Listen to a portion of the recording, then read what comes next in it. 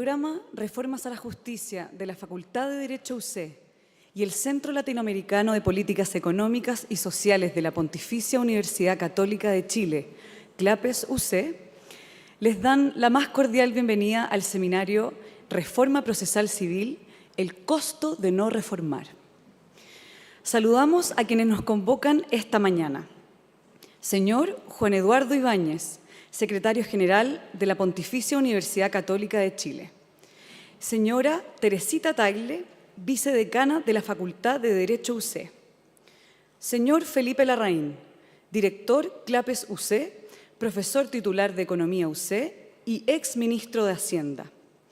Señor Nicolás Frías, Subdirector del Programa Reformas a la Justicia UC, en representación del director del Programa de Reformas a la Justicia, señor José Pedro Silva. De manera muy especial, saludamos a nuestros expositores y panelistas de esta mañana. Señor Fernando Rabat, Ministro de Justicia y Derechos Humanos. Señora Paulina Bodanovich, senadora y miembro de la Comisión de Constitución, Legislación, Justicia y Reglamento del Senado. Señora Constanza Juve, diputada y miembro de la Comisión de Constitución, Legislación, Justicia y Reglamento de la Cámara de Diputados y Diputadas. Señor Leonardo Hernández, director alterno de CLAPES UC. Señor Ramiro Mendoza, presidente Colegio de Abogados de Chile. Y al moderador, señor Hernán Larraín, exministro de Justicia, profesor de la Facultad de Derecho UC y miembro del programa Reformas a la Justicia UC. Agradecemos también la presencia de autoridades universitarias, académicos, representantes y autoridades del sector público y privado, y a quienes están en esta oportunidad de manera presencial y, por supuesto, a quienes nos siguen vía streaming. La invitación es a participar con sus preguntas y comentarios a través del código QR que se les entregó al ingreso. A continuación, el señor Felipe Larraín, director de CLAPES UC, nos entregará unas palabras de introducción.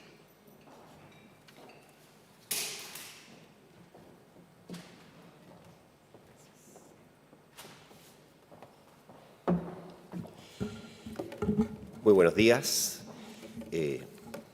No quiero repetir mucho los vocativos, pero sí saludar en forma especial al ministro Fernando Rabat, que nos acompaña, a las autoridades universitarias, a los panelistas, a la senadora Paulina Bodanovich. Le agradezco, senadora, que ha venido usted varias veces, ha sido invitada acá y viene con gusto y me parece que a esta altura con cariño hacia esta institución. Quiero también saludar a los panelistas, don Ramiro, don Hernán Larraín, que quiero también decirle que recuerdo con gran cariño cuando usted era profesor mío, hace, en tiempos pretéritos. A Nicolás Frías, Leonardo Hernández, y quiero partir porque a veces yo creo que aquí hay una mayoría de abogados muy importante.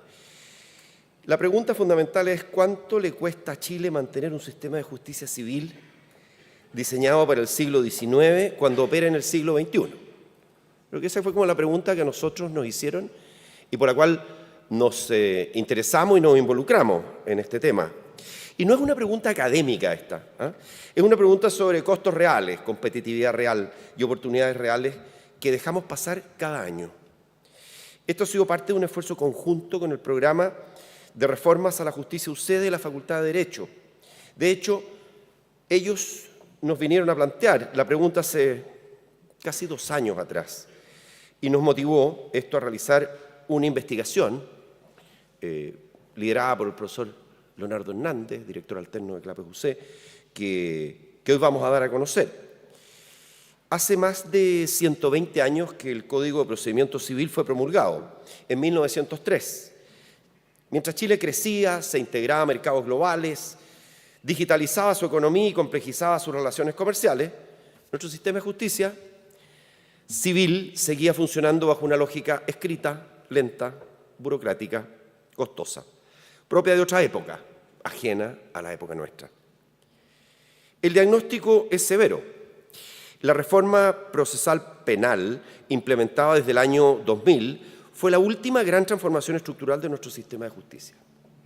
Luego vinieron reformas en familia, laboral, tributaria, ambiental, todas relevantes, pero ninguna llegó al alcance de aquella modernización inicial, la reforma procesal penal. Pero la justicia civil, que debería ser el estatuto general y supletorio de los demás procedimientos, se quedó atrás. Una reforma propuesta hace más de una década, en 2012, aún no se materializa. Las consecuencias son visibles. Los litigios civiles se duplicaron de cerca de 700.000 causas anuales a comienzos de los 2000, saltamos a 1,5 millones de ingresos anuales en la última década. El sistema simplemente no responde. Nos quedamos rezagados en el concierto internacional. Resolver una disputa comercial en Chile toma en promedio 519 días. Compárenlo. México lo hace en 341 días, Perú en 478. No somos más rápidos que ninguno. En calidad del sistema judicial civil, Chile ocupa el lugar 60 a nivel mundial, por debajo de Argentina, que está 29, Brasil 23. En costos de proceso, como porcentaje del monto demandado, estamos en el lugar 77, superados también por Brasil, 49, y Uruguay, 59. ¿Y cuál es el impacto económico de todo esto? Aquí es donde la discusión deja de ser jurídica, porque ustedes pensarán qué hace un economista metido en un tema legal. Y nosotros no tenemos esa visión como imperialista de la economía, que nos tenemos que meter en todas las cosas, solamente cuando nos invitan, cuando nos convocan. Cuando un sistema judicial es lento y costoso, no solo afecta a los abogados, a los jueces, a las partes, afecta también al crecimiento, a la inversión, a la capacidad del país de prosperar. A partir de un modelo estadístico y econométrico con información de 180 países entre 2005 y 2020, hemos estimado el efecto que tiene la calidad del sistema judicial civil sobre el PIB per cápita. Los resultados son concluyentes. Países con sistemas judiciales más eficientes tienden a ser países más prósperos también. Analizamos la experiencia de Portugal, Colombia, Brasil y Costa Rica, países que implementaron transformaciones similares a las que aquí se proponen. Aplicamos sus resultados a nuestro modelo.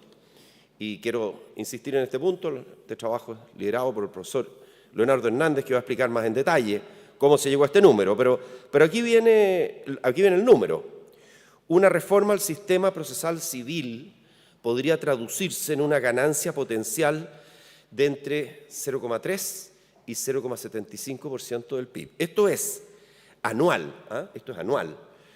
Esto equivale a entre 800 millones de dólares y 2.000 millones de dólares al año para la economía chilena. Por ahí, por el rango más alto, anda por ahí con lo que recauda una reforma tributaria. Y lo tenemos, digamos que está como al alcance de la mano, pero como todas estas cosas muchas veces se entraban en la discusión. Dicho de otro modo, Chile deja de percibir entre 800 y 2.000 millones de dólares anuales por mantener un sistema de justicia civil sin modernizar. Y los beneficios superan ampliamente los costos, que este es el análisis tradicional del economista. Implementar un sistema nuevo, moderno, tendría un costo cercano a los 90 millones de dólares anuales en régimen, no al comienzo, en régimen, de acuerdo con antecedentes del Ministerio de Hacienda y la DIPRES. Comparen ustedes beneficios entre 800 y 2.000 millones de anuales de dólares, costos 90 millones de dólares anuales. Es una inversión extraordinariamente rentable. Ojalá hubieran más inversiones tan rentables como esta, pero esta es una inversión que, siendo tan rentable, no se ha hecho. Y de alguna manera este trabajo que hemos hecho y esta colaboración que estamos haciendo es con la Facultad de Derecho y con el programa que comentábamos, es un llamado a atención en este punto. Desde cualquier perspectiva económica, económica la reforma no es solo necesaria, es altamente rentable para Chile. ¿Por qué estamos acá?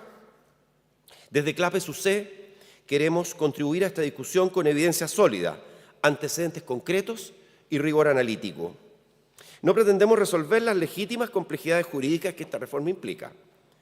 Eso corresponde a los expertos en derecho, a los jueces, a los legisladores, varios de ellos presentes en esta sala. Lo que sí queremos que quede claro es que cada año sin avanzar en esta materia tiene un costo significativo para Chile. Un costo en PIB, en oportunidades, en competitividad, en las posibilidades reales de que nuestras familias y empresas prosperen. La pregunta que abrió estas palabras tiene respuesta y es hora de que actuemos en consecuencia. Muchas gracias.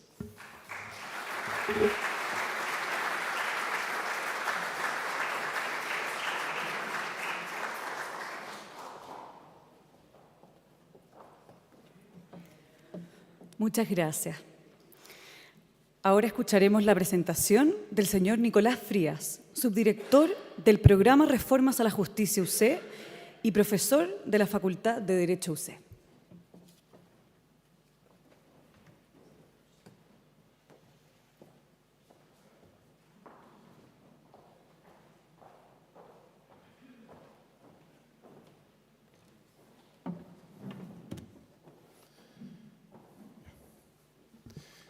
Buenos días. Hago propio todos los vocativos. Saludo a las autoridades presentes, al señor Ministro de Justicia, a don Juan Eduardo Ibáñez, al señor Felipe Larraín, nuestra querida vicedecana, la señora senadora, diputada.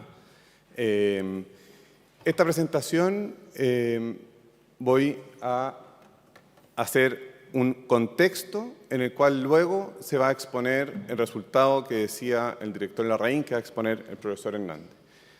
Lo que vamos a revisar acá son simplemente datos vinculados a cómo está la justicia civil conforme a los últimos datos publicados por el Poder Judicial correspondiente al año 2025. Vamos a contar también cómo está qué es la historia de la reforma y cuáles son los ejes de la reforma. ¿Ya? Entonces, partiendo en el primer punto, acá el hito inicial de esa línea de tiempo que están viendo es el año 1903. En el año 1903 pasan dos cosas. Primero, los hermanos Wright hacen la primera prueba del avión, ¿ya? Y ese mismo año también se entra en vigencia el actual Código de Procedimiento Civil. Ha tenido modificaciones, una modificación importante fue la Ley 20.886, pero que introdujo tecnología, no cambió en la lógica. ¿Ya? Luego, ¿cuáles son los ejes del sistema de procedimiento civil vigente? Es predominantemente escrito, formalista, alejado del justiciable y sin flexibilidad, por decir unas notas en las cuales hay amplio consenso en distintos actores del sistema, jueces, académicos, muchos de los cuales están acá presentes y saludo especialmente. Luego, organizativamente concentra lo administrativo y lo jurisdiccional se concentra. No existe ninguna profesionalización en el modelo de justicia vigente en el proceso civil actual. Es previo a dos olas de reformas que se dio en Europa y en Latinoamérica, de principio del siglo XX, de final del siglo XX, principio del siglo XXI. En todos los países latinoamericanos cuentan con sistemas reformados que fueron incididos principalmente en Latinoamérica por el Código Modelo Iberoamericano de 1989. En paralelo, como están viendo en la gráfica, los puntos azules son las reformas que entraron en vigencia en los otros sistemas. En materia civil, no es que no se haya hecho nada, sino que se empezó a trabajar el año 2004 con un trabajo prelegislativo que convocó a muchos académicos de la Universidad de Chile, de esta Casa de Estudios, Universidad de los Andes, Universidad Diego Portales, por decir algunas que estuvieron principalmente metidos en esta instancia, muchos de los cuales están acá. Luego, en paralelo, se aprueban la reforma laboral, reforma tributaria, ambiental, y se presenta el 2012 este proyecto que se aprueba en primer trámite el año 2014 y actualmente al año en el año 2021-2022 se presentan indicaciones y proyectos de ley que están en la Comisión de Constitución del Senado. Es el estado actual, digamos, de la reforma procesal civil propiamente tal en un minuto. Viendo un primer elemento de diagnóstico o un segundo elemento de diagnóstico, se refiere con la duración de las causas, ¿ya? Y efectivamente los datos publicados por el propio Poder Judicial no mienten. La duración promedio del tipo de término sentencia definitiva es de 762 días en un juicio ordinario. En un juicio sumario, que también debe ser concentrado, digamos, ¿cierto? El legislador dice que son aquellos que deben ser rápidos, duran 366 días solo en primera instancia. ¿Ya? Esto en promedio tipo de término sentencia. Nosotros podemos decir, bueno, es un problema nacional, ¿ya? Pero si se compara esto con el desempeño de los tribunales reformados en materia de familia, laboral, garantía y todo, nos damos cuenta que tienen un menor tiempo en llegar a sentencia definitiva conforme dicen los números que estamos viendo hoy. Por ejemplo, familia, el promedio del tipo de término sentencia son 123 días. Entonces, nos damos cuenta, y ahí está el dato en laboral, etc. ¿Ya? Entonces, podemos ver, y más grave aún, si la pretensión contenida en el juicio ordinario y sumario es de indemnización de perjuicio, en promedio son 951 días en primera instancia solamente. Luego sigue apelación y, como sabemos, también hay recurso ante la Corte Suprema. También, otro elemento diagnóstico es que actualmente el sistema de justicia civil está dominada en cuanto a número de ingresos por labores administrativas de cobranza. El total de ingresos en materia civil fueron 960 causas al año 2025, ¿ya? De las cuales corresponden a materia de juicio ejecutivo el 75%. ¿Ya? 3 de cada 4 causas que conoce el Poder Judicial en materia civil corresponden a juicio ejecutivo, es decir, aquellas en las cuales ya se hizo todo un declarativo, que se tiene un título ejecutivo, o bien en aquellas en las cuales el legislador previno que hay un título ejecutivo que da cuenta de una obligación indubitable, ¿cierto? Como bien sabemos. Bueno, hay ciertos datos, para razones de tiempo voy a seguir profundizando. Entonces, si uno ve desde el punto de vista de la eficacia del sistema, ¿ya? Este es un sistema, en su mayoría, se dedica a temas de juicio ejecutivo. Luego, veamos su eficacia. Si uno parte de un diseño de un sistema procesal, debe terminar con una solución del conflicto. Esa solución puede darse por una sentencia definitiva o puede darse por alguna salida alternativa, por una transacción entre las partes que se grafica en tribunal, o bien por una conciliación o por un avenimiento. ¿Ya? ¿Qué está pasando actualmente? La forma de terminación efectiva de conflicto en materia civil es únicamente un 37,2%, si sumamos aquellos en global, digamos, incluyendo ejecutivos, que terminan por sentencia definitiva o por crédito pagado o por avenimiento. En materia, es decir, vemos que cerca de un 60% termina por salidas distintas a aquellas que implican una solución del conflicto. Es bueno ver cómo funciona en otros lados. Si esto es un problema solamente civil, y los juicios ordinarios y sumarios, un 44% termina en sentencia definitiva y cercano a menos de un 2%, 1% es por conciliación o por avenimiento en materia civil. ¿Ya? Es decir, nos damos cuenta que un juicio ordinario, considerablemente menos de la mitad, termina por una forma de solución del conflicto. ¿Ya? Juicio ordinario en materia civil. ¿Qué pasa en otros sistemas reformados en Chile? El desempeño es considerablemente mejor. Vemos que en materia laboral, un 66% termina, conforme a los datos del propio Poder Judicial, termina con una manera que implica una solución efectiva del conflicto, ya sea sentencia definitiva, mediación, conciliación, avenimiento, transacción. Y en materia laboral ocurre lo mismo. Sentencia definitiva, conciliación, avenimiento o pronunciamiento respecto al monitorio. Entonces acá nos damos cuenta que existe otro sistema, ¿ya? Que dura menos, sistema civil, laboral, penal, que es eficiente, que da respuesta, que soluciona el conflicto en comparación al sistema civil. Y nótese que en materia de familia el total de causas terminadas son más de 700.000 causas. ¿Ya? El total de causas terminadas en materia civil el año pasado fueron 500.000 causas. ¿ya? Incluyendo estos tipos de términos deficientes. Más encima, otro dato, ingresan más causas de las que terminan anualmente en materia civil.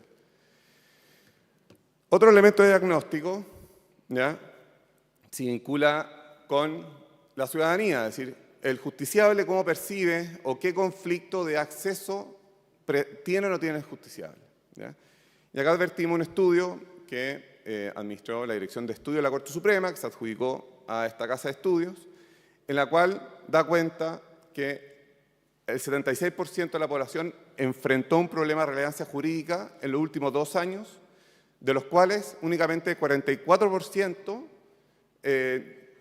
o sea, más bien dicho, el 44% no hizo nada para resolver el conflicto y únicamente 6,3% acudió a los tribunales de justicia, ¿ya? Y también en cuanto a la percepción del justiciable que ha afectado, es que un 68% estima que, o está de acuerdo con la afirmación que la justicia funciona únicamente para la población de estratos más altos, ¿ya? Eso lo he declarado, digamos, en esta encuesta.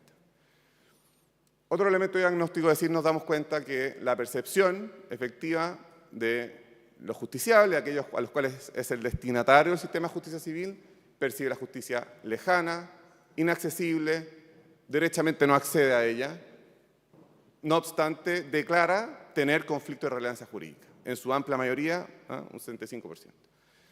También, como se ha dicho, los costos de litigación en materia civil son altos en comparación a los países de la OECD, el promedio el 21% y nosotros estamos al 25,6%. ¿Ya? Entonces, en este marco de contexto, ¿ya?, y ya para dar el paso al plato de fondo, digamos, ¿cierto?, que es el informe que expuso el director Larraín y que va a exponer el profesor Hernández. ¿Qué es lo que se propone en materia de reforma procesal civil? La verdad, nada nuevo, ¿ya?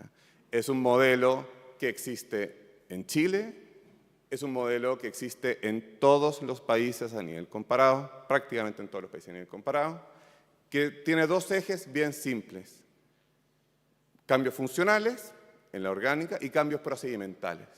Ejes del cambio funcional, que es lo que más incide en la adecuada respuesta al justiciable: profesionalización, organización de los tribunales con un modelo de gestión, incluyendo acá una unidad de atención de público y mediación que va a acercar también la justicia a las personas.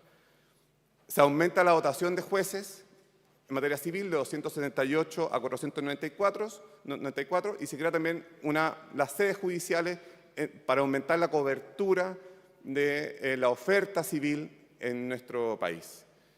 Procedimentalmente, nuevamente, nada nuevo, ¿cierto?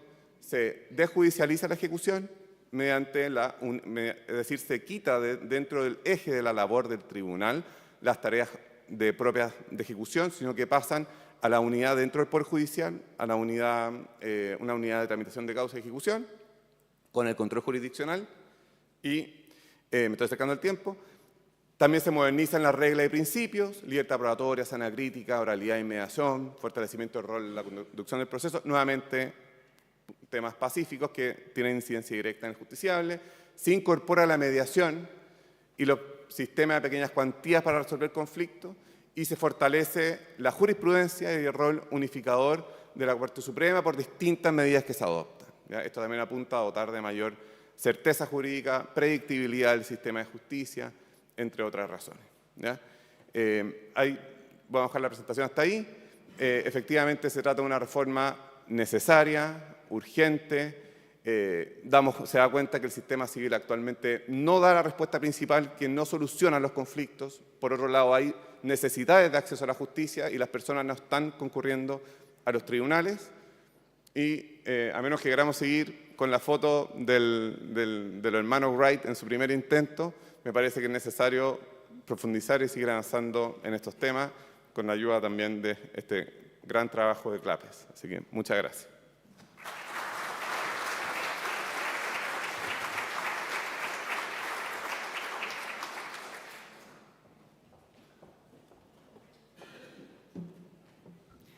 Muchas gracias. A continuación escucharemos la presentación del señor Leonardo Hernández, director alterno de CLAPES UC y profesor de la Escuela de Administración UC.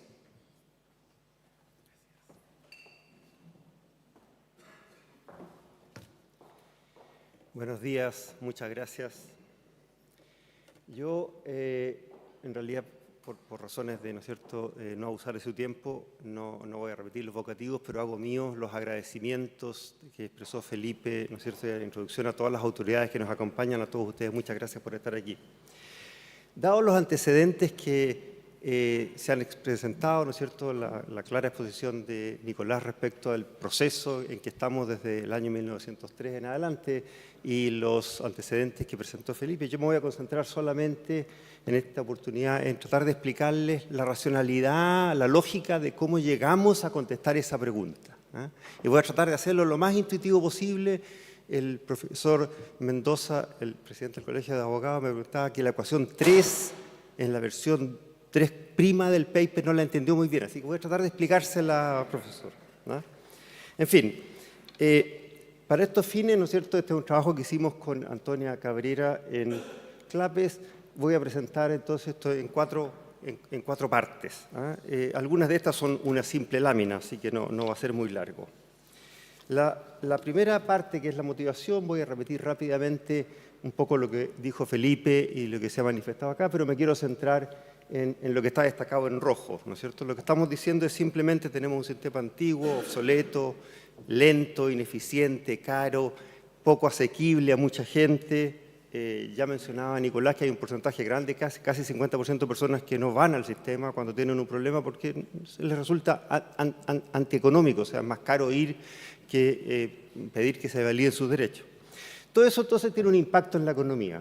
Esta ineficiencia, esta lentitud tiene un impacto en la economía. ¿Qué significa eso? Bueno, hay incerteza jurídica y el proceso es lento y es caro. Y por lo tanto esto desincentiva la inversión, desincentiva la innovación y por lo tanto lentamente, ¿no es cierto?, va generando un deterioro al PIB, a la capacidad productiva del país. Y eso es lo que queremos medir, eso es lo que busca medir este estudio. ¿Cuánto nos cuesta esto en términos de PIB? ¿Okay? No reformar tiene un costo porque estamos con un sistema antiguo anquilosado. Y eso es lo que queremos medir, el impacto en el PIB. Entonces ahora entro quizás a la parte más sustantiva, que es qué y cómo calculamos. ¿Okay? Entonces, después que Hernán, Nicolás y José Pedro nos hicieron la pregunta hace un tiempo atrás de, ¿no es cierto?, cuánto nos cuesta no reformar, nos quedamos pensando, ¿cómo medimos esto? Esto no es fácil, es la misma pregunta que hizo Nicolás. ¿Cuánto nos cuesta si estuviéramos volando en los mismos aviones de los hermanos Wright? Eso tiene un costo, ¿cómo lo medimos? No es fácil la pregunta. Entonces lo que hicimos con Antonia es que la dimos vuelta y dijimos, bueno, ¿cuánto ganaríamos si reformamos? Y por consecuencia, ¿no es cierto?, si no reformamos, eso es lo que estamos perdiendo, eso es lo que nos está costando. Entonces, la lógica que está detrás de esto es lo siguiente. Ya es conocido, esto está muy documentado, que los países más ricos cuentan con mejores instituciones, mejores políticas. O sea, buenas políticas, buenas instituciones permiten que los países alcancen un nivel de desarrollo más alto. Entre esas instituciones está el sistema de justicia civil, la calidad del sistema de justicia civil. Y por lo tanto, la lógica es que si nosotros reformamos el proceso, el sistema de justicia civil y tenemos una mayor calidad en este proceso, en esta institución, se mejora la calidad de esta institucionalidad, entonces Chile podría alcanzar un nivel de PIB más alto. Entonces, esa es la lógica que queremos seguir. Vamos a reformar, eso mejora la calidad del sistema y eso nos permitiría alcanzar un PIB más alto. Y para responder eso lo atacamos de dos maneras. Hay dos etapas o dos preguntas que queremos contestar. La primera pregunta es, ¿cuánto mejora el desarrollo de un país, cuánto aumenta el PIB de un país si mejora la calidad de su sistema de justicia civil? Todos sabemos que los países más desarrollados tienen mejores instituciones, entre ellas, ¿no es cierto?, una mejor institucionalidad macro, tienen mejor capital humano, ¿no es cierto?, más años de escolaridad, o pueden tener más recursos más recursos naturales, etcétera, etcétera, etcétera. Entonces, lo que queremos acá es explicar la diferencia en PIB per cápita entre los países. ¿Okay? Y lo que tenemos ahí, no se mareen, lo que está al lado izquierdo es una medición del PIB. ¿ok? El PIB per cápita. Está el logaritmo, pero eso da lo mismo. Eso es para efectos de interpretación del resultado. Y decimos, mire, eso depende de muchas cosas, del nivel de capital humano, de las políticas macro, que las medimos por la inflación del país. Países con más malas políticas macro tienden a ser deficitarios fiscalmente y tienen más inflación, entonces eso hace que el país crezca menos, se desarrolle menos. Y un indicador es la calidad del sistema de justicia civil, que es lo que está en rojo. Y lo que queremos es identificar o aislar el efecto de la calidad del sistema de justicia civil, que es lo que está en rojo. Y lo que vamos a buscar es estimar ese parámetro beta 1, que está en rojo, que dice lo que está en la última línea abajo, ese es el parámetro de interés para nosotros. ¿Cuánto subiría el PIB per cápita si aumentamos la calidad del sistema de justicia civil? Ese beta es el que nos sirve a nosotros porque nos dice, si yo mejoro la calidad, nuestro PIB per cápita va a ser más alto. Y ese es el parámetro que andamos buscando. ¿Okay? Entonces, esa es la primera etapa. ¿Cuánto va a aumentar el PIB si mejoramos la calidad del sistema de justicia civil? Entonces, la primera pregunta es, bueno, pero ¿cómo medimos la calidad del sistema de justicia civil? Y aquí recurrimos a la experiencia, ¿no es cierto?, de nuestros colegas del programa de reforma de la Universidad Católica y nos sentamos a conversar, nos tomamos un café y ellos nos dijeron, mire, de un montón de indicadores que hay, estos son los 3 mejores. ¿Okay? Los 3 mejores son, los 3 los fabrica el Doing Business del Banco Mundial. Es un indicador, uno de ellos es un indicador de calidad del proceso, que es el número 1. O sea, si el proceso es de mejor calidad, tengo mejor puntuación en ese indicador. Y los otros 2 son 2 versiones del mismo, ¿ah? Que lo que intenta medir es con qué facilidad se consigue que se haga cumplir los contratos o las resoluciones. El problema es que ese segundo indicador, que es el 2 y 3, es el mismo indicador, pero hubo un cambio metodológico en algún minuto. Entonces tenemos 2 series. Una serie que parte del 2004 hasta el 2015 y otra serie que parte del 2015 al 2020.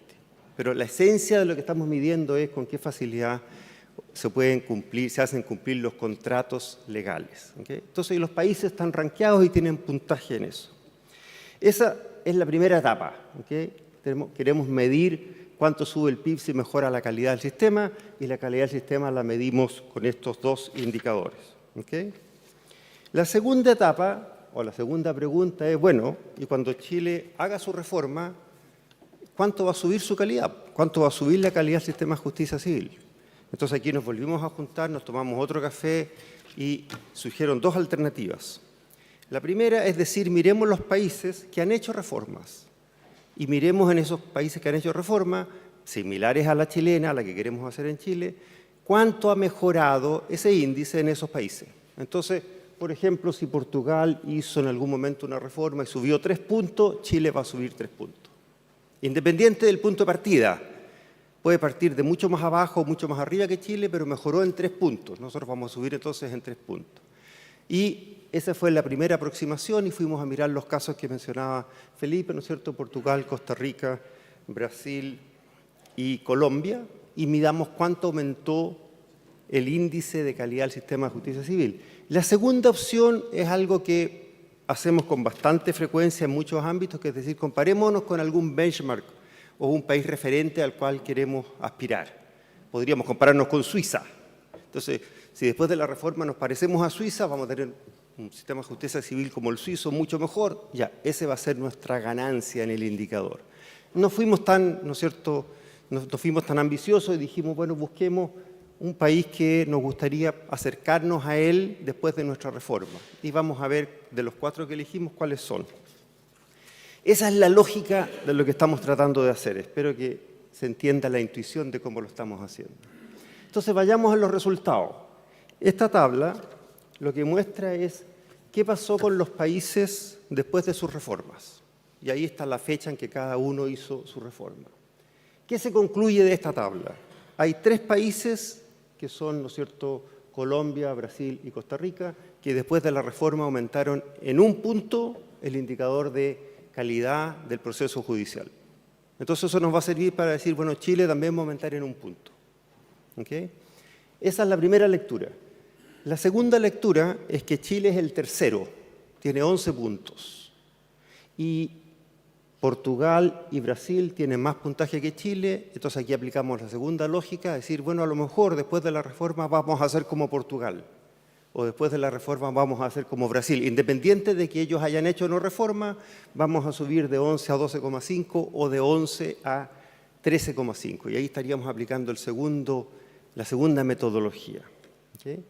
Eso es en uno de los indicadores. En el segundo indicador, el segundo indicador, de nuevo, la conclusión es, hay 3 países que mejoraron, Colombia, Brasil y Costa Rica, y mejoraron entre 1,37 y 1,85 puntos. Entonces, en este indicador, Chile podría aspirar a mejorar en eso su puntaje. ¿Okay? Y de nuevo, Chile es el segundo, por lo tanto, aquí nos quedaría un solo referente, que sería que aspiráramos a ser como Portugal. Independiente si Portugal hizo o no hizo su reforma, podríamos aspirar a ese benchmark. Eso es en el segundo indicador. Y en el tercer indicador hay un solo país que mejora y que usamos como referente, que es Colombia, que subió en 2,21 puntos después de la reforma. ¿Okay? Y en este caso Chile es primero, es el de mayor puntaje, por lo tanto aquí no vamos a poder usar la segunda metodología, porque no tenemos un referente mejor que Chile en este indicador. ¿Okay? Entonces, esa es la manera en que nos aproximamos a medir cuánto ganaría Chile. Entonces, vayamos ahora a los resultados, que son los que ya mencionó Felipe. ¿No es cierto? Sabemos en el primer indicador que hubo 3 países que mejoraron en un punto. Bueno, si aplicamos esa medición, incremento en la calidad del índice de justicia civil, si lo aplicamos al caso de Chile, el PIB subiría en un poquito más de 2.000 millones de dólares por año. En el segundo indicador, aquí hay ¿no es cierto? El segundo indicador tiene otro beta, etcétera. El PIB subiría en 1.800 y en el tercero en 814. Estos son los parámetros los montos que mencionó Felipe. O sea, estamos hablando de que por año el PIB podría ser en régimen entre 800 millones de dólares más o 2.118 millones de dólares más alto. ¿Okay? Eso es usando la primera metodología, o sea, cuánto sube el puntaje que tenemos en la calidad medido por estos 3 índices. En la segunda metodología es más aspiracional, es más, ¿no es cierto?, ambiciosa. ¿Qué pasa si llegáramos al nivel de Brasil o Portugal, que tienen mejores índices que nosotros, independientes si hayan hecho reforma o no, tienen mayor puntaje que nosotros? Aquí el rango es mucho más amplio, estamos entre 1.500 y 5.300 millones de dólares más de PIB. ¿Sí? Entonces nosotros somos conservadores, somos aversos al riesgo, nos quedamos, ¿no es cierto?, con este resultado, creemos que es menos ambicioso. No nos pongamos tan ambiciosos. Si hacemos esto, ya tenemos una ganancia suficientemente grande. Y eso nos lleva a las conclusiones. La conclusión es evidente, ¿no es cierto? La pasamos muy rápido. Nosotros tenemos un sistema que es poco eficiente y tiene baja calidad, y lo que la reforma busca es mejorar la eficiencia y la calidad del sistema de justicia civil. Si hacemos esta reforma, si se implementa, hay un periodo de transición, pero si llegamos, ¿no es cierto?, al régimen, en régimen tendríamos un PIB que podría ser medido en dólares del 2024, entre 800 y algo más de 2.000 millones de dólares adicionales por año. ¿Y esta reforma cuánto cuesta en régimen? 90 millones de dólares. En régimen. Hay un periodo de transición, hay un periodo en que se va gastando para ir implementándola. Si ustedes miran el informe de la DIPRES, se demora 9 años en llegar a régimen, pero en régimen cuesta 90 millones. ¿Okay? En suma, no hay mucho más, aún si nos ponemos más conservadores y reducimos aún más la ganancia, sigue siendo un muy buen negocio hacer esto. Muy bien. Espero, profesor Mendoza, que le haya quedado más o menos clara la ecuación. Muchas gracias.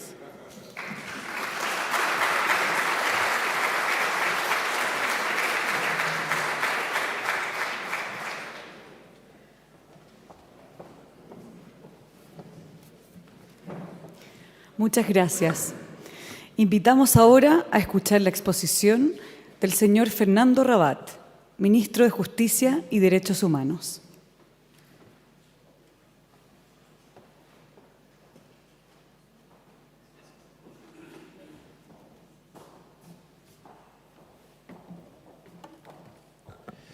Muy buenos días. Muchas gracias por la invitación que nos hace CLAPES UC y también el programa de reforma a la justicia.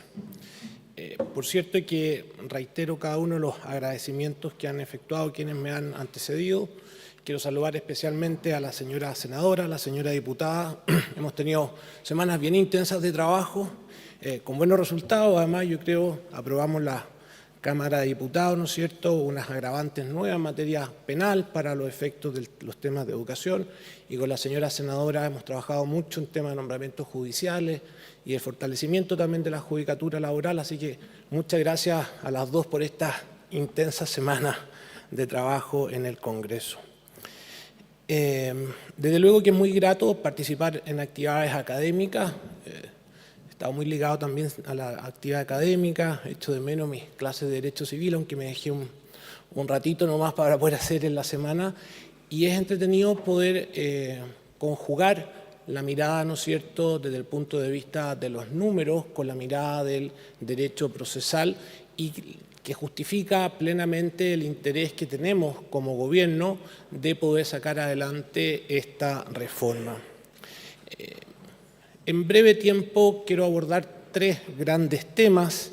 El primero es centrarme en cuál es el eje que queremos plantear desde la perspectiva del Ministerio de Justicia en lo que se refiere a la gobernanza judicial en los nuevos tiempos y de qué manera entonces podemos nosotros fortalecer el sistema judicial. En segundo lugar, abordar la necesidad de la reforma procesal civil y, por último, contarles de qué manera pensamos abordar ese desafío. Desde luego, en cuanto a lo primero, el Ministerio de Justicia y Derechos Humanos tiene la responsabilidad de conducir una agenda institucional centrada en las personas, en su dignidad y en el deber del Estado de estar a su servicio. Esta tarea exige fortalecer, sin lugar a dudas, el acceso a la justicia, la protección de los derechos fundamentales y dar operatividad a las instituciones que integran el sistema judicial. En cumplimiento de este mandato que ha sido encomendado por el señor Presidente de la República, esta cartera asume el importante desafío de impulsar transformaciones de orden estructural, concretas que respondan a las necesidades y urgencias del país y, por cierto, de todas las personas. Queremos un sistema en donde se encuentren soluciones rápidas, en donde las personas puedan confiar en que esa solución va a ser efectiva, donde se sientan protegidas y resguardadas y, lo más relevante, donde se deposite plena confianza en las instituciones. Con este horizonte que nos ha dispuesto el señor Presidente de la República es que hemos desarrollado un eje sobre la gobernanza judicial para los nuevos tiempos, fortalecimiento del sistema judicial. No cabe ninguna duda que el sistema judicial requiere de reformas relevantes si es que queremos responder a las exigencias actuales de la ciudadanía, que por cierto son distintas a las de 1903. Uno de los cambios en que ello se manifiesta con mayor claridad es en el de los nombramientos judiciales. En esta materia necesitamos y estimamos necesario avanzar en un régimen fundado en el mérito profesional, con concursos públicos que sean transparentes y con reglas claras que reduzcan al máximo la incidencia de factores ajenos a las competencias objetivas de los postulantes. Por ello es que el pasado 23 de abril ingresamos indicaciones a la reforma constitucional que se encuentra actualmente en trámite sobre gobierno judicial y que crea un consejo de nombramientos judiciales. Actualmente ello se encuentra en la Comisión de Constitución del Senado y ya la próxima semana iniciamos su discusión. Y acá permítanme detenerme un minuto y aprovechar también esta instancia para darle a conocer a la comunidad académica dónde nosotros vamos a centrar esas indicaciones. En cuanto a los ministros de la excelentísima Corte Suprema, buscamos introducir innovaciones al sistema vigente, incorporando plazos que sean efectivos, plazos acotados para los efectos de poder determinar la integración del máximo tribunal. La idea es que esos plazos van a ser efectivos en la medida que establezcamos efectos reales en el caso de incumplimiento de los mismos. Y esos efectos consisten en, básicamente, si es que el Senado de la República no se pronuncia en un plazo de 30 días acerca del candidato nombrado por el presidente, este se entiende aprobado. Y en el caso que el Senado lo rechace, se hará un sorteo respecto de los 4 miembros restantes. ha sonado disruptivo la idea de sortear a un ministro de la Corte Suprema. Pero no es tal, no es tal. Si partimos del supuesto de que tenemos criterios objetivos en que la meritocracia será la que será el eje que mandará la elección de cada uno de los miembros de la quina, no debemos temer porque todos ellos van a ser excelentes magistrados. Y el sistema de sorteo no es ajeno a la judicatura. Se acaba de integrar completamente el Comité de Ética del Poder Judicial con una elección por sorteo entre los jueces y los miembros de las Cortes de Apelaciones. El Tribunal Calificador de Elecciones se integra por sorteo de los 21 miembros de la excelentísima Corte Suprema. Y un ministro del Tribunal Constitucional se lo eligió por sorteo. ¿Y por qué nos parece relevante establecer efectos cuando no se cumplen los plazos? Porque es la manera de agilizar el sistema de nombramientos. El récord en esta materia lo tiene una ministra de la excelentísima Corte Suprema que es excelente, que es la señora Jessica González, cuyo nombramiento se demoró más de 18 meses. Y eso es simplemente insoportable. Necesitamos abocarnos a buscar que los nombramientos, como el que acaba de ocurrir con el ministro señor Franulich, sean un tiempo razonable. Tuvimos un nombramiento en 6 semanas, senadora, creo que transcurrió entre la elaboración de la quina y la ratificación del Senado, ¿no es cierto?, el día martes de esta misma semana. Otra modificación importante en materia de meritocracia es que vamos a cambiar la regla de que la quina se integra por el ministro con mayor antigüedad dentro del escalafón primario. La idea es que la quina la integre por, comillas, derecho propio, aquel ministro que obtenga las más altas puntuaciones en las pruebas objetivas que deberán desarrollarse conforme la ley respectiva. En lo que se refiere al resto del escalafón primario del Poder Judicial, se va a mantener el Consejo de Nombramientos como un consejo que va a colaborar con la selección de los mejores postulantes para que ellos puedan ser integrados en la terna que será propuesto al presidente de la República. En la última discusión parlamentaria se trabó la forma como se iba a elegir a este Consejo de Nombramientos y nosotros queremos también innovar en ello y volver al sorteo, volver a integrar este Consejo de Nombramientos con sorteo a través de del mismo Poder Judicial y recurrir a las universidades. La verdad es que la integración, estaba pensando ahora Pilar, Felipe, que lo veo allá, como se nos adelantó el Poder Judicial con la integración de la Comisión de Ética, porque lo que tiene la indicación que formulamos, ¿no es cierto?, en el Senado es exactamente la misma forma de integrar este Consejo de Selección. Pero también con aras de lograr, ¿no es cierto?, una mejor y más rápida y eficaz solución a las controversias judiciales, queremos mejorar la gobernanza judicial. La Corte Suprema clama hace muchos años la necesidad de poderse dedicar únicamente a sus potestades, al ejercicio de sus potestades jurisdiccionales. Y por eso es que queremos darle autonomía a la Corporación Administrativa del Poder Judicial, la que estará, por cierto, al servicio del Poder Judicial, pero se abocará a la administración del presupuesto que le entrega cada año la ley respectiva al Poder Judicial. Y también queremos dar autonomía a la Fiscalía Judicial para que ésta se dedique al control ético de los jueces y también tenga una potestad dictaminante para efectos de fijar normas generales de comportamiento ético. Y aquí queremos innovar en algo que es muy relevante, que hemos tenido oportunidad de conversarlos con los miembros del Colegio de Abogados. Es indispensable que todos los abogados estemos sujetos al control ético. Hoy día están jurando aproximadamente 5.000 abogados al año, de ellos muy pocos se integran o se afilian al Colegio de Abogados y por lo tanto cada uno de ellos está fuera de ese control ético. Frente a cada acto de corrupción que hemos sido testigos los últimos 2 años, hay detrás un abogado. Y por lo tanto no resulta posible que ese abogado no quede sujeto a algún tipo de control ético. Es cierto que pueden haber sistemas mejores, como la creación de un tribunal, con reglas, con jueces, pero eso se nos va a demorar. Y hoy día necesitamos enfrentar esta realidad. Y por ello proponemos en las indicaciones formuladas que se dote a los colegios profesionales, a los colegios de abogados, de legitimación activa, que sean los propios colegios de abogados quienes puedan interponer demandas cuando los abogados no demos cumplimiento a nuestros compromisos éticos. Y ello, luego de ver las estadísticas de Nicolás, se va a hacer en un procedimiento breve y sumario, que vi Nicolás en las estadísticas, que era de los que tenía un resultado más eficaz, así que esperamos también, ¿no es cierto?, que eso ocurra en materias éticas. Pero además, y terminando este primer acápite, queremos impulsar otros procesos, otros cambios legales, todos con la misma mirada que tiene la reforma procesal civil. Desde luego queremos reunir un solo reclamo de ilegalidad ante actos administrativos de término. Hoy día existen más de 130 procedimientos que me permiten impugnar un acto administrativo de término, lo que evidentemente es un exceso.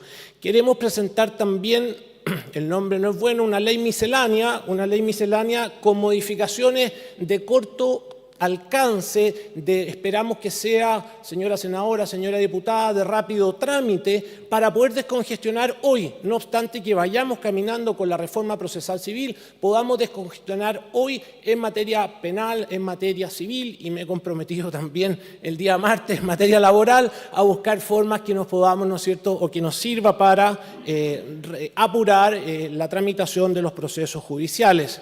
También está el fortalecimiento de la judicatura laboral, lo que mencioné, que vamos también a incentivar, y vamos a incentivar porque en los próximos días vamos a presentar un proyecto de ley que va a ser muy interesante, esperamos, que se va a llamar régimen de responsabilidad parental. Y ese régimen de responsabilidad parental lo vamos a llevar a la judicatura de familia, y para eso va a resultar indispensable fortalecer la judicatura de familia.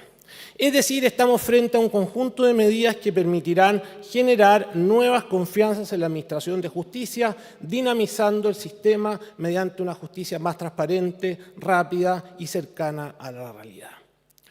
Pero no cabe ninguna duda acerca de la necesidad de avanzar en la reforma procesal civil. De hecho, quiero decirles que, coincidentemente, no sé si lo pensaron así o no, pero estamos de aniversario. Cumplimos 5 años, puesto que en mayo del año 2021 fue que se aprobó el segundo trámite constitucional de la reforma procesal civil. Y dentro de estos 5 años no ha existido ninguna modificación adicional y ha quedado esa reforma descansando en el Congreso Nacional. Lo decía en su presentación Nicolás, hemos tenido modificaciones importantes en la judicatura de familia, la judicatura penal, laboral, hubo reforma en materia tributaria y aduanera, hubo reforma en materia ambientales, pero no ha habido una reforma sustancial en la judicatura civil. Y esto es necesario que lo veamos con una visión política de Estado, como una política pública de Estado.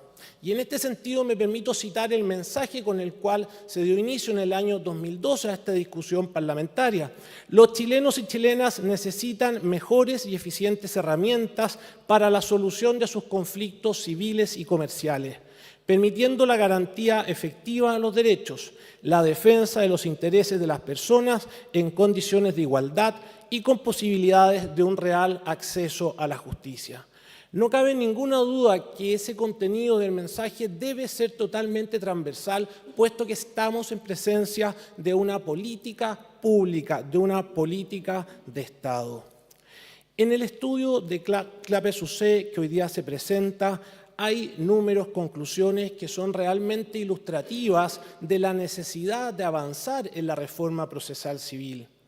El tiempo promedio que demora en Chile la resolución de una disputa comercial es de 519 días, ubicándonos en el lugar número 76 a nivel mundial.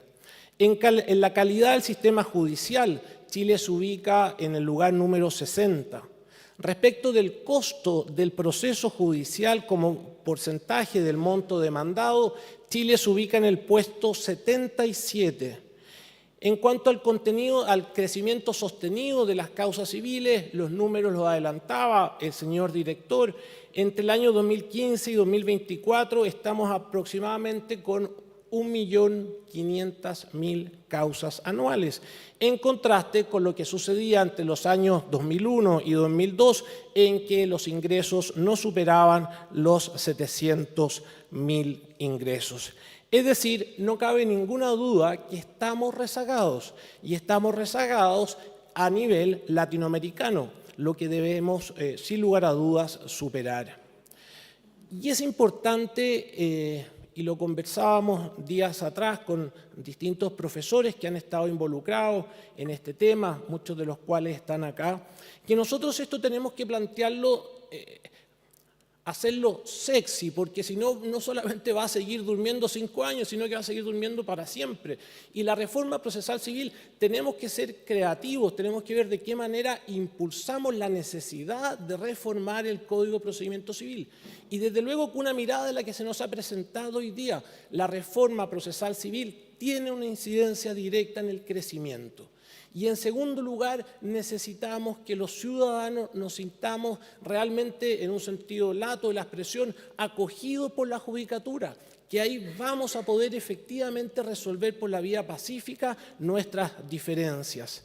Entre paréntesis, me llamó mucho la atención, se lo comentaba al director, que 3 de 4 chilenos han recurrido en el último tiempo a una solución de conflictos en el área judicial, lo que demuestra el nivel de litigiosidad con que está hoy día la sociedad chilena y que no cabe ninguna duda que debe abordarse. ¿Cómo queremos reactivar la reforma procesal civil?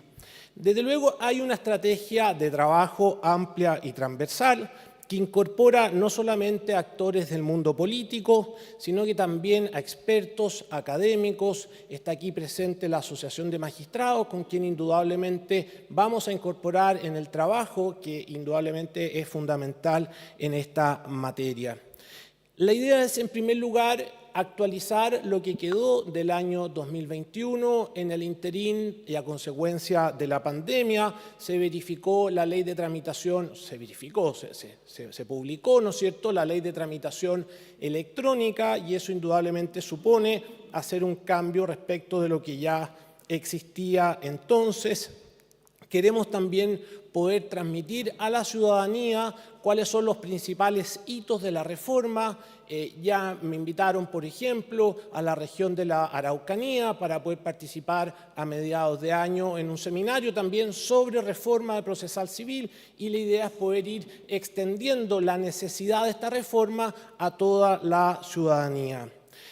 También lo conversábamos como tercera idea días atrás en la Comisión de Constitución del Senado, una gran recepción no solo del presidente Pedro Araya, sino de la senadora Bodanovich y también de los demás senadores y senadoras que integran esa comisión. La idea es replicar lo que se hizo en la discusión de la Ley 20.720. La idea es poder avanzar sobre la base de comisiones técnicas de los asesores parlamentarios, más comisiones técnicas del Ministerio de Justicia, y de esa manera poder presentar a la discusión parlamentaria textos que ya se encuentren previamente tratados y trabajados. El resultado, por lo que me contaban en el Parlamento con la Ley 20.720, creo que me lo contó también el exministro Hernán Larraín, que esa experiencia, ¿no es cierto?, había sido muy positiva para poder precisamente avanzar en una discusión que sea rápida. Esperamos en estos 4 años de gobierno que sea aprobada el nuevo Código Procesal Civil, asumiendo que tal vez su implementación y parte orgánica puede quedar para más adelante en una ejecución orgánica que nos parece que debe ser paulatina en el tiempo, como se hizo con la misma reforma procesal penal, y que yo creo que fue una buena experiencia. Queremos agradecer entonces a la Universidad Católica por el trabajo que ha realizado, por el aporte que sin lugar a dudas va a significar en el trabajo que debemos desarrollar para la reforma procesal civil, y espero contar con todos ustedes en este importante desafío. Muchas gracias.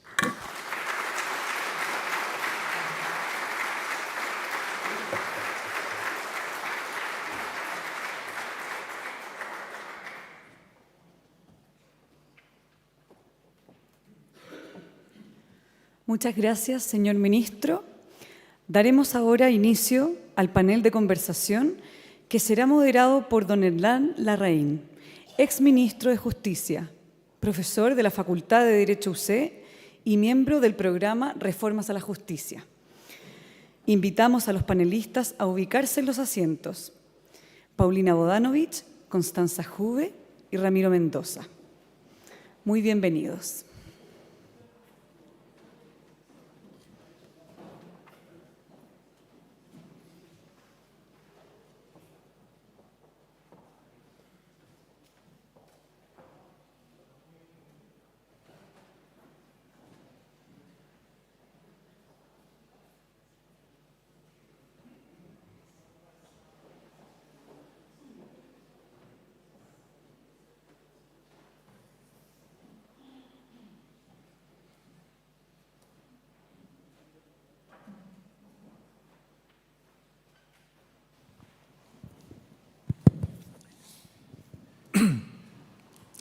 Muy buenos días, saludamos a las autoridades, agradecemos su presencia, particularmente al ministro y su exposición respecto del impulso que puede tener esta reforma procesal civil, a CLAPES, con quien hemos hecho estas migas para hacer este proyecto desde el programa de reforma de justicia de la UC, y a todos los que nos acompañan hoy día, particularmente a quienes integran este panel.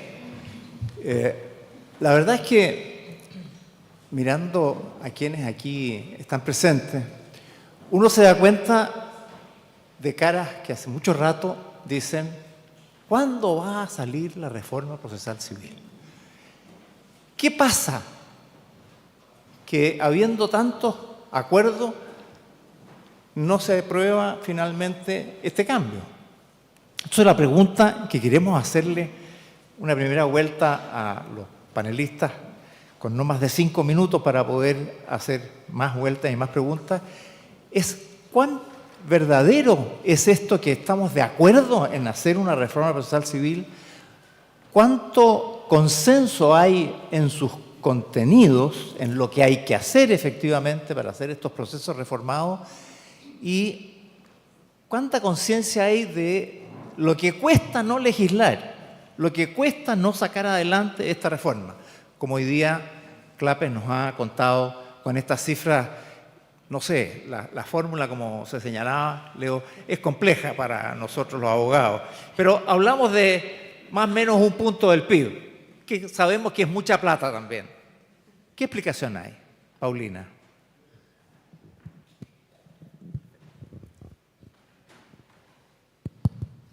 Muy buenos días a todos. Gracias, Hernán, por la invitación. A CLAPES UC nuevamente. Saludar al ministro. Bueno, y a todos.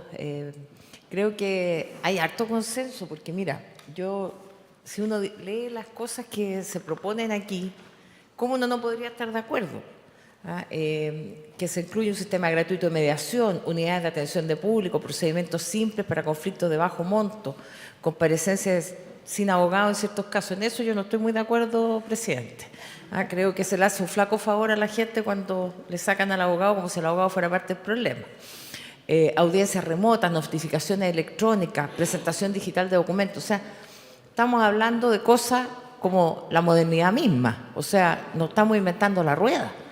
Son cosas súper básicas, y en las normas de procedimiento también. Yo creo que es bien preocupante lo que vimos ahí, que el 68,4% de la gente finalmente cree que la justicia es para las clases más acomodadas del país, que el 44 y algo % de las personas no concurra cuando hay un conflicto jurídico, no lo solucione en la vía institucional, porque eso de alguna forma se soluciona.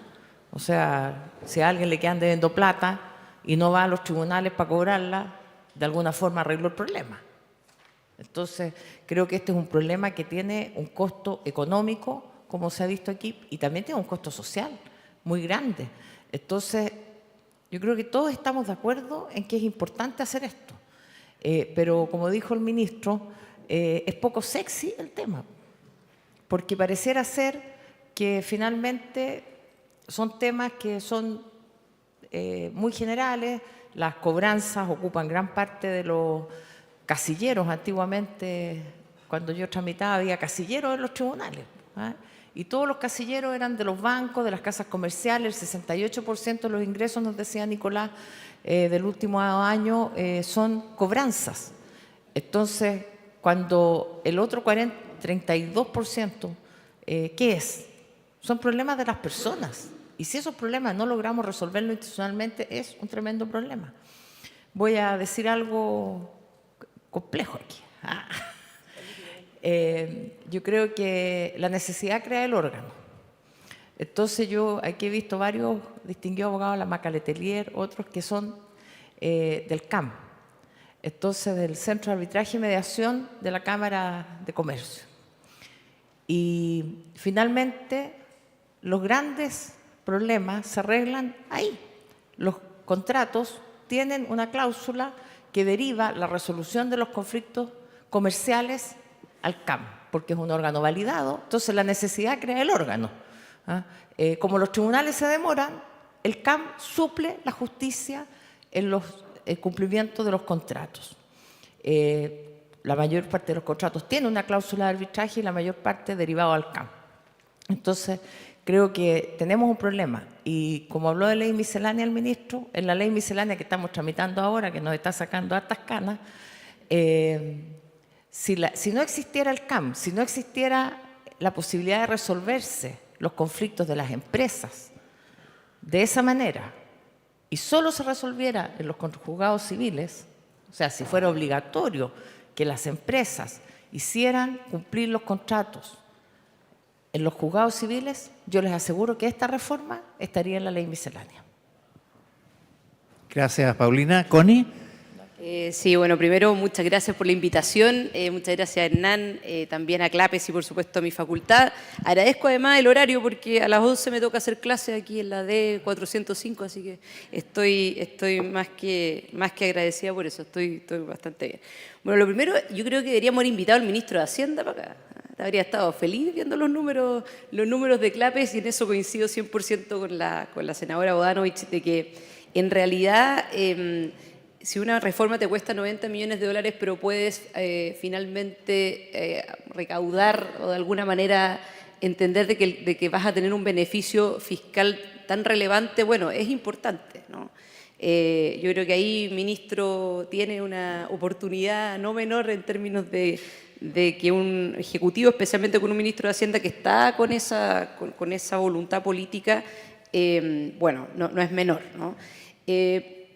Quizá una breve anécdota. Me han preguntado harto, y yo llevo 2 meses como diputada recién. Llevo mucho tiempo relacionada con el mundo parlamentario porque me tocó ser asesora legislativa en su momento, y me han preguntado, bueno, ¿qué ha sido estos 2 meses? ¿Qué te ha parecido? Bueno, primero el ambiente, te preguntan por el ambiente y uno dice, bueno, yo viví la primera convención constitucional, así que el ambiente es muy grato, ¿no? Comparado con eso. Y lo segundo, el tema de los tiempos. Lento es el Congreso, ¿no? Es muy lento, y con reformas tan grandes como esta se vuelve más lento. Y ahí están los números que mostró Nicolás, que entre paréntesis fuimos compañeros juntos en la Facultad de Derecho. 12 años con proyectos presentados, con mesas técnicas, diagnóstico, y el problema no es el diagnóstico. El problema es la voluntad política, pero sostenida, ¿ya? Si uno mira hoy día el Congreso, y ahí eso quizás se relaciona más con mi disciplina, que es el derecho constitucional, si uno mira la composición de la Cámara se renovó en más de un 50%. Entonces, claro, está la propuesta de reforma, pasan los congresos, pasan los gobiernos, pero en el fondo se empieza a ver todo de nuevo. Siempre hay una idea como de una reforma nueva, especialmente cuando cambia el color político, ¿cierto?, del gobierno, de querer presentar su propia reforma. Vienen nuevos parlamentarios que no vienen, en el fondo, siendo reelectos en el proceso anterior. En el Senado es un poco distinto, porque la gracia, de hecho, del Senado, que dure 8 años, es que tenga una visión más de largo plazo, no tan cortoplacista. Entonces, eso permite poder avanzar en este tipo de reformas de una manera quizás más rápida y con mayor conciencia de su importancia en un largo plazo. Pero en la Cámara de Diputados eso no es así, ¿ya? Al elegirse por 4 años, que está bien, yo creo que me parece por lo menos que es un tiempo muy prudente, pero al tener una renovación de más del 50% en determinados periodos, bueno, hace mucho más difícil poder sacar reformas tan importantes como esta, pero que son reformas largas, ¿ya? Eso quizás como una primera etapa de complemento del diagnóstico que yo creo que está bastante consensuado. Y lo segundo, y que tomo acá las palabras que yo sé que son palabras poco académicas, pero muy reales, es poco sexy la reforma procesal civil, como decía el ministro y lo decía también Paulina. ¿Por qué? Porque en el fondo hoy día lo urgente posterga lo importante. Entonces, cuando uno mira, por ejemplo, los proyectos de la Comisión de Constitución, bueno, son proyectos relacionados todo con lo penal. Narcotráfico, crimen organizado, migrantes irregulares, ilegales. Claro, esos son los temas sexys que toma la televisión, ¿no? Bueno, o YouTube en esto, ya uno ya se está quedando atrás con el tema, uno habla de la televisión, yo le digo a mi alumno, hablo de la televisión abierta, hablo de repente de las franjas. Cuando uno le habla de las franjas políticas, te miran como si vinieras de Marte, ¿no? Nadie tiene idea que es una franja política, porque no ven televisión, ¿no? Pero finalmente esos son los temas. Entonces, yo aquí comparto 100% que hay que crear la necesidad y entender que en el fondo un lanzamiento, como se denomina, ¿cierto?, en el caso de los arriendos, los incumplimientos contractuales, lo que significa también las indemnizaciones de perjuicio, son temas que afectan la calidad de vida de las personas. Los incumplimientos contractuales afectan la calidad de vida de las personas. Pero claro, cuando van un buen abogado, ¿ya? Porque ahí el Colegio de Abogados tiene mucho que decir, ahí también el ministro lo tocó, bueno, ¿qué es lo que te va a decir un buen abogado? Ya, está bien, una indemnización de perjuicio, pero esto puede durar 10 años, 8 años, si llegamos hasta la última instancia. Entonces, ese es el tema, ¿no? El costo-beneficio, finalmente, de litigar. Y ahí yo creo que es importante, en el fondo, generar una conciencia de que, si bien no es un tema penal, que obviamente afecta la integridad física o psíquica, digamos, de una persona, la libertad de una persona, sí, un incumplimiento de un contrato afecta también la calidad de vida de las personas, y el tema del costo de la demanda es muy alto, y eso termina evidentemente generando una necesidad que no por ser urgente, deja de ser importante. Entonces, yo creo que eso es muy relevante, de poder generar esa conciencia, y ahí obviamente desde la política tenemos mucho que hacer. Gracias, Connie. Don Ramiro, ¿qué nos dice el Colegio de Abogados? ¿Qué nos dice un ex contralor sobre estos temas? ¿Aló?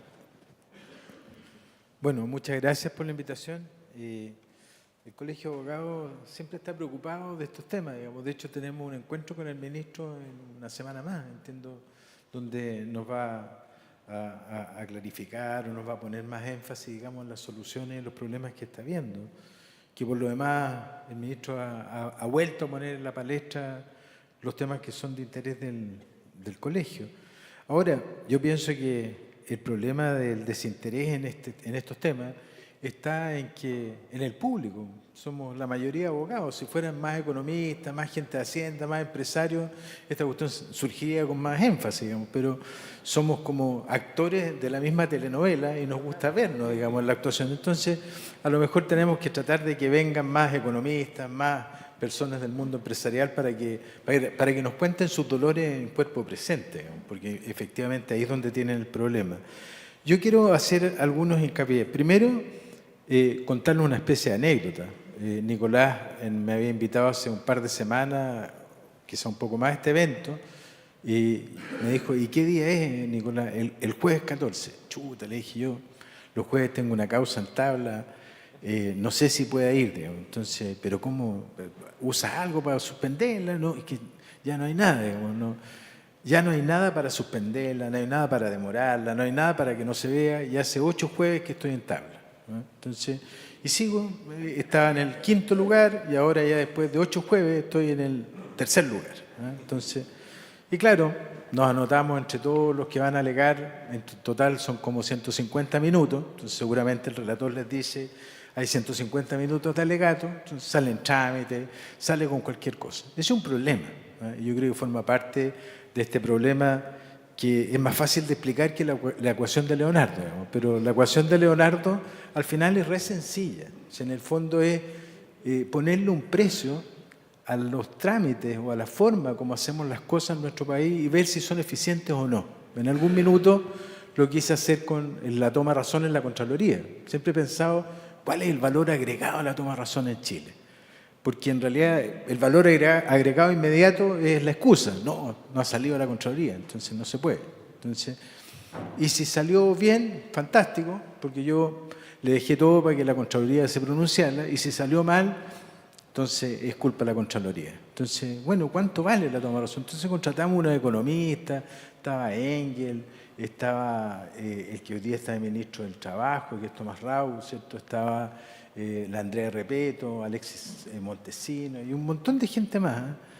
Y al final me entregaron un paper como de 24 páginas donde no se entendía nada, porque había pura fórmula. En eso Leonardo, pero nadie me pudo explicar las fórmulas. Entonces yo hasta hoy día tengo la duda de cuál era el valor en realidad de esta cuestión. Pero lo que sí tengo claro es que el valor de los números es un dato esencial para tomar decisiones. Y en los números, no en los números del Poder Judicial, que están más o menos segregados, sino que en los números oficiales del Instituto Nacional de Estadística, que es lo que todos los tribunales tienen que mandar al cierre de todos los meses, al final, tenemos una evolución de causas civiles y causas ejecutivas en el mundo civil. ¿Y por qué hago la diferencia? Porque creo que lo que el ministro tiene como expectativa, ¿cierto?, que es caminar y avanzar en la reforma procesal civil, no puede detener una segunda expectativa que puede ser caminar haciendo mejoras que permitan ir avanzando en el problema de la justicia civil, que son dos cosas distintas. Nosotros queremos tener siempre la esperanza, porque somos un país legalista, entonces queremos tener la esperanza de que la ley nos va, la gran reforma procesal civil, en esta donde si hay verdadero interés, claro, todos tenemos interés, pero el interés de cada uno es distinto a la proyección del problema y el interés personal del otro. Y el otro trata de sacar ventaja a través de un proyecto de ley al cual responde como parlamentario, al cual responde como político, ¿cierto?, a cargo de un sector ministerial, y tienen que avanzar con leyes. Entonces, está esta reforma procesal que ya luego vamos a estar celebrando los 20 años, ¿cierto? Cuando llegue a la mayoría de edad le haremos una fiesta, digamos, pero tenemos una reforma que está ahí, y entre medio han ido saliendo reformas que han ido desagregando el proceso civil. Y esa es la parte compleja de esta cuestión. En causas civiles, nosotros tenemos al año 2024 1.229.980 causas civiles. En eso hay que hacer una desagregación, digamos, porque esas no son, pues aquí estamos hablando del interés, hoy del contrato de arriendo, de la indemnización civil, que es uno de los problemas de los administrados, de los ciudadanos afectados. Pero la mayoría de los ciudadanos afectados no anda persiguiendo contratos de arriendo ni demandas civiles de indemnización de perjuicio.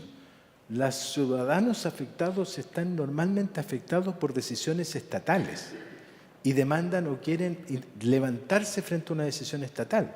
Y eso significa un recurso de protección. Fíjense que la suma, en el año 2019 hubo 1.685.000 causas, hoy día hay 1.229.000, 2024. De 1.800.000 a 1.200.000 hay 600.000 causas de diferencia. Esos son recursos de protección contra ISAPRES.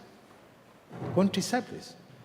En un mismo instante, la Corte Suprema un día sacó más de 2.500 sentencias de protección. Claro, nosotros hablamos del Estado de Derecho en Chile, la Suprema, nadie puede decir que razonablemente ese día estuvo perfecto la Corte Suprema. Esas 2.200 sentencias fueron todas iguales. No hay diferencia. Hoy día, hubo un tremendo problema porque en realidad una sentencia salió parecida a la otra. Ese día salieron todas parecidas. Lo único que cambiaron fueron las partes. Entonces, ¿qué es lo que hemos venido viendo? Que en realidad estas cifras, hoy día el promedio son 1.200.000. Hoy día está lleno de avisos de colegas, ¿cierto?, que se le vienen a cobrar el CAE, defiéndase.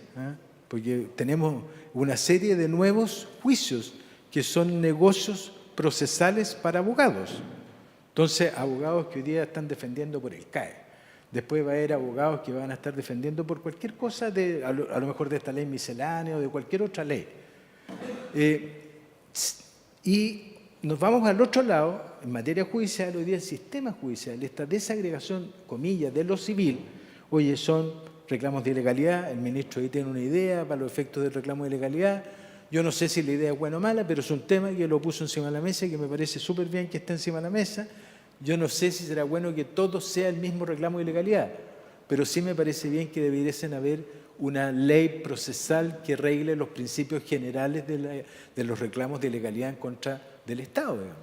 No puede ser de que en la Corte de Apelaciones de Santiago una sala reciba a prueba el reclamo de ilegalidad municipal y fije hechos pertinentes, sustanciales y controvertidos, y otra sala diga que no hay prueba en los reclamos de ilegalidad municipal, porque son de ilegalidad.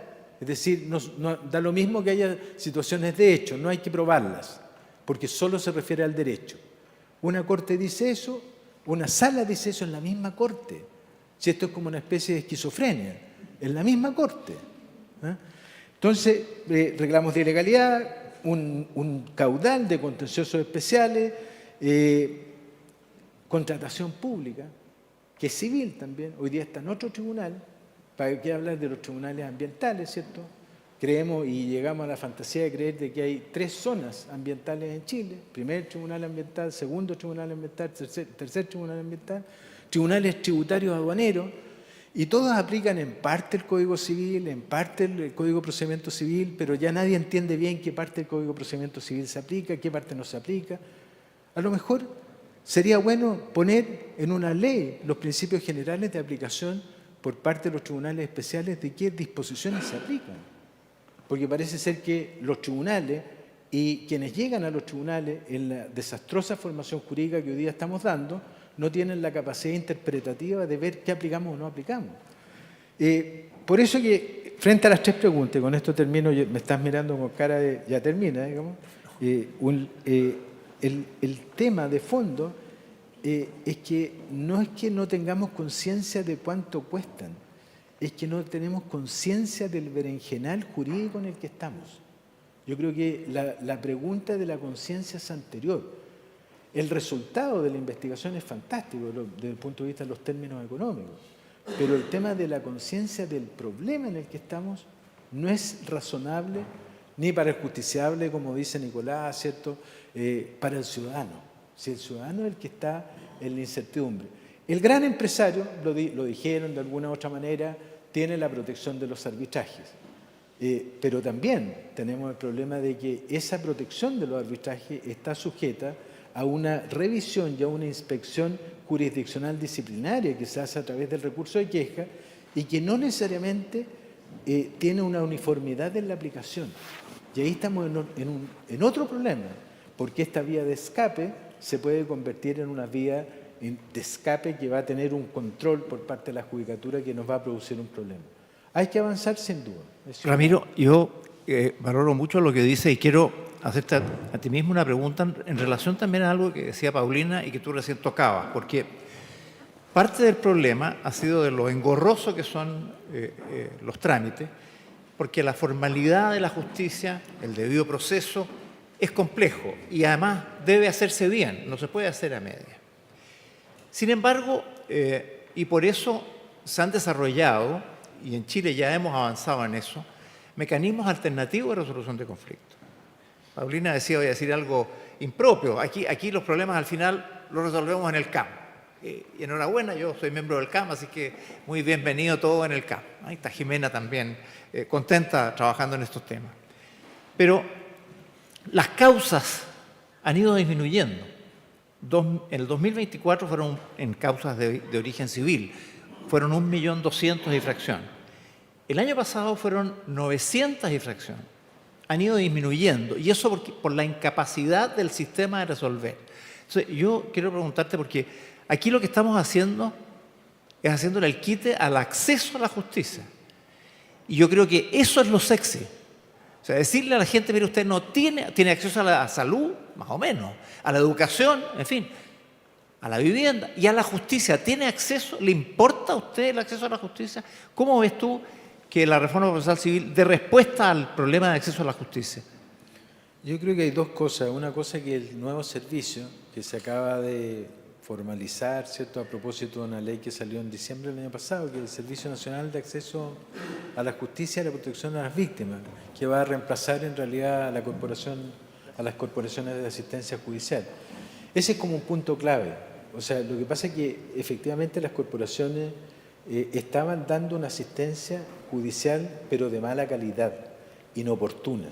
Y yo creo que lo que se trató de hacer y se cerró con ese servicio es que en realidad la diferencia no fuera determinante por la incapacidad de pagar un buen abogado.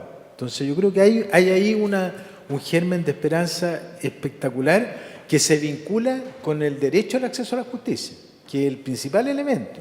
Si ese servicio logra articular las redes de, entre comillas, de práctica, si logra articular las redes de atención al ciudadano, si logra articular las redes de seguimiento de justicia bajo protocolos eficientes y eficaces, yo creo que tenemos en parte solucionado el problema. La otra parte es la parte donde tenemos el problema, que es en la naturaleza misma de la tramitación. Ahora, yo hago hincapié de que ahí hay esencialmente un depósito de esperanza para juicios civiles tradicionales.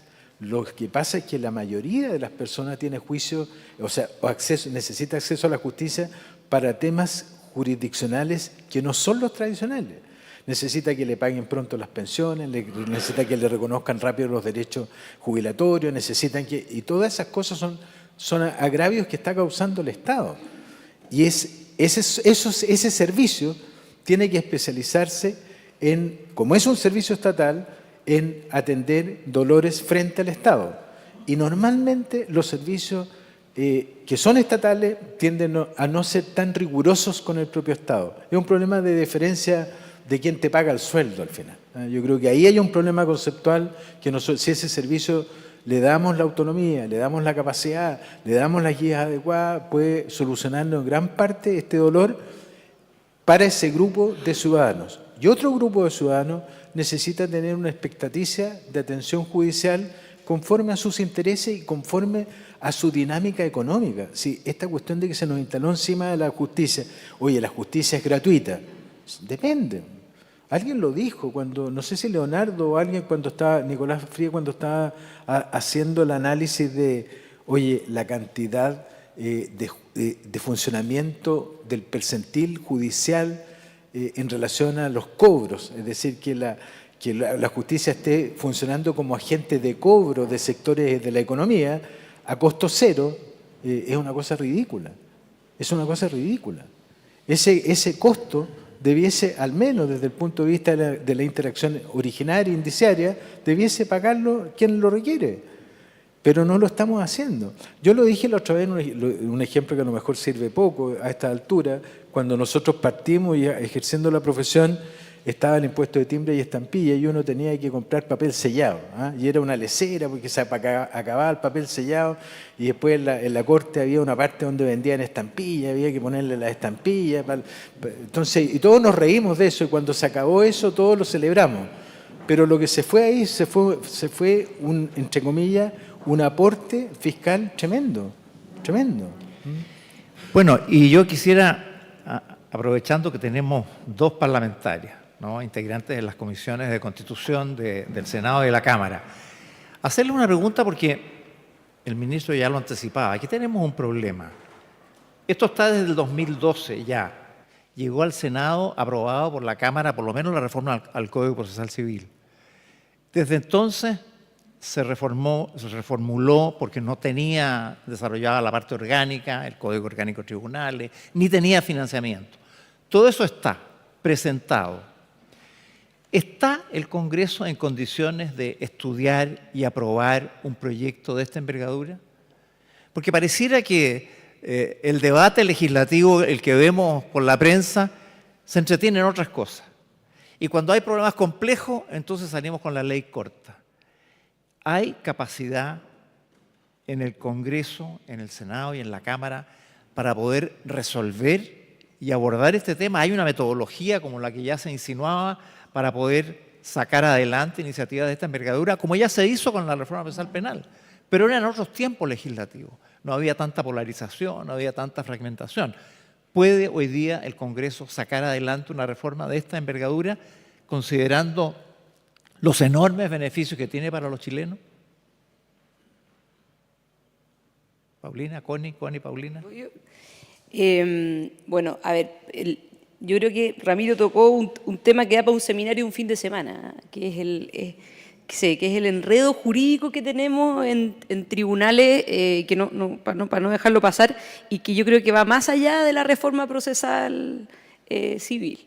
Y que es finalmente, para quienes nos ha tocado litigar, es un enredo que al final del día afecta el acceso a la justicia y que tiene que ver con ciertos recursos o ciertos procedimientos que son sui generis, ¿cierto? Donde se aplica una parte del Código de Procedimiento Civil o del Código Civil y una parte de leyes donde se aplican normas de derecho público. El Tribunal de Contratación Pública es un perfecto ejemplo de eso. Y hay también un elefante en la cristalería que como que no se ha tocado mucho, se ha tocado cada cierto tiempo, pero que yo creo que no es menor y que tiene incidencia en este tema, que es el hecho que la Contraloría esté funcionando como un tribunal contencioso administrativo. Eso no es un tema menor. ¿Por qué? Porque al momento de estar funcionando como un tribunal contencioso administrativo de facto, no un tribunal porque es una sola persona, ¿cierto? Que la Contraloría no tiene una aplicación de una ley para efectos del procedimiento, ¿verdad? Porque se discute si se aplica o no la ley de bases de procedimiento administrativo, que es la 19.880 para efectos de recursos, etcétera.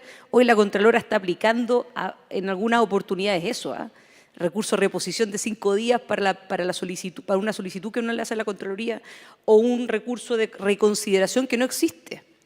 No existen, son temas que no existen, pero que se están aplicando de facto. ¿Y por qué tiene incidencia en el proceso civil o el procedimiento civil? Porque al final del día los dictámenes de la Contraloría son justiciables. Pero ¿cuál es la vía para que sea justiciable? ¿Qué recurso? Entonces uno dice, bueno, un recurso de protección.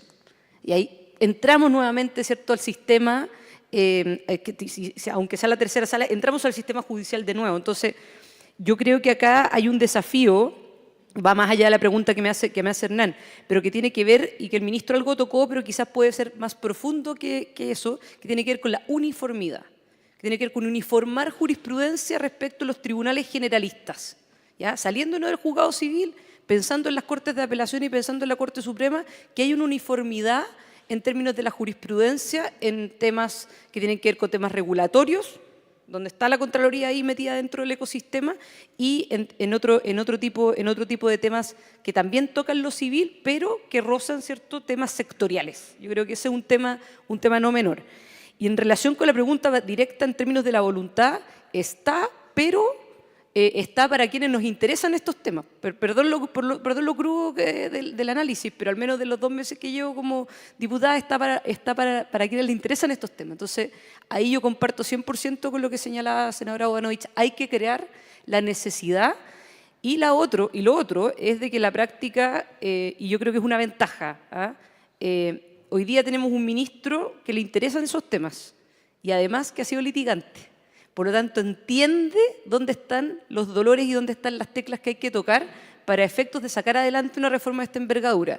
Y no es por tirarle flores al ministro, que se las tiro cada cierto tiempo, porque creo que ha tenido un muy buen desempeño, pero creo que es importante porque el tema de las urgencias también es importante, ¿no? Las urgencias legislativas. Y claro, y uno dice, pucha, las urgencias legislativas debieran estar puestas para temas urgentes, ¿cierto? Urgentes que necesitamos sacarlos ya.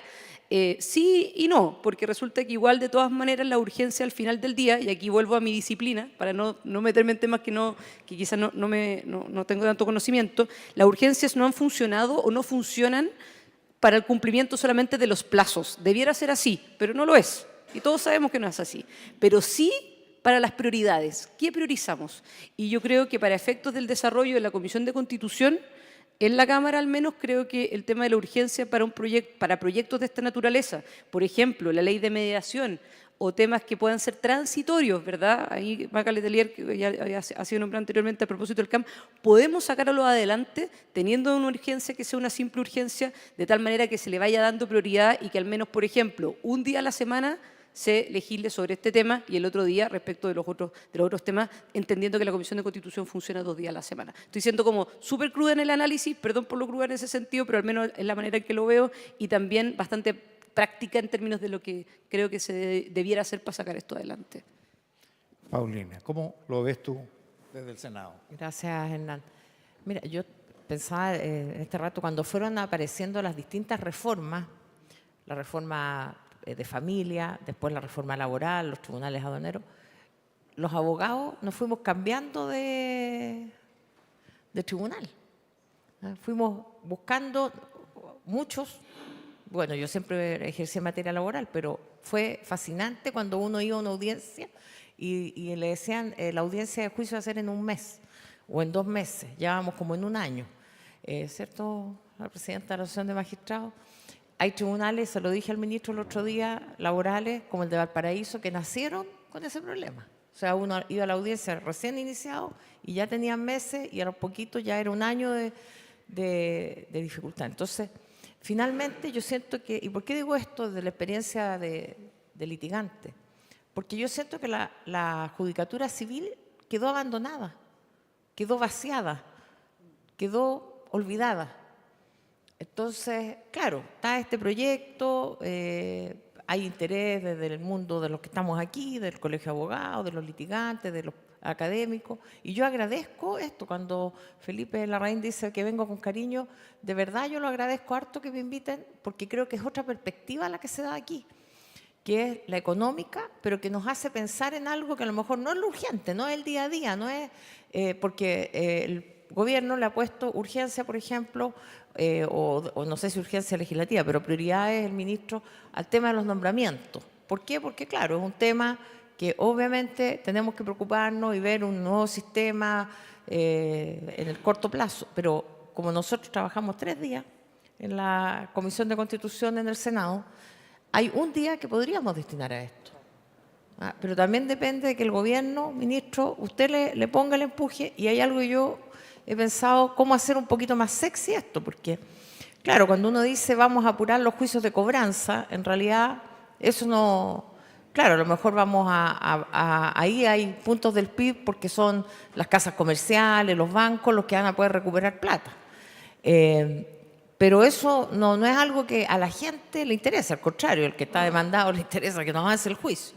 Entonces, yo creo que tenemos que retomar a lo mejor algo que los jueces de policía local y las asociaciones de consumidores, el CERNAC, ponen siempre como un tema y que yo comparto, que la defensa de los intereses del consumidor debiera estar en sede civil y no entregada a la Judicatura de Policía Local, que es bastante inaccesible, que tiene un montón de complejidades. Los tribunales además son chiquititos en el Maule. Imagínate el tribunal de Empedrado, con una demanda del CERNAC. Entonces, creo que ahí, porque eso sí es muy ciudadano, es al que le salió malo el auto, al que no le cumplieron el contrato en una casa comercial. Entonces, si nosotros somos capaces de integrar eso, creo que también es parte de que la ciudadanía diga, mire, esto es importante, y que no solo sea importante para los operadores del sistema, sino que sea importante para la gente, y por lo tanto también desde la política va a ser mucho más atractivo empujarlo y llevarlo a lo cotidiano, que es lo que es hoy día. Pero yo por lo menos tengo voluntad, compromiso, porque trabajé en el Ministerio de Justicia en el 2014 y ya teníamos dentro de la larga lista de prioridades que leyó el ministro, bueno, también teníamos incorporado esto. Después fui consejera del Colegio de Abogados, está ahí Matías Insunza, Cristian Maturana, que han participado de esto en forma bien intensa. Entonces, yo creo que es una necesidad, aunque sea la justicia olvidada. Gracias, Paulina. Bueno, y aprovecho de agradecer a Connie y a Ramiro por su participación. Yo creo que para nosotros, CLAPE y el programa de reforma a la justicia de la Facultad de Derecho, este debate y estas presentaciones que hemos oído hoy día han sido muy importantes porque ponen en el centro de la discusión nuevamente un tema que no será de las prioridades que uno siente en la piel, como lo siente la gente, y a lo cual responde el mundo político, pero sí son las fundamentales. Y yo creo que es hora de hacernos cargo de las cosas fundamentales y creo que la contribución que ustedes han hecho para esta causa ha sido muy importante. Así que muchas gracias por su participación. Muy bien.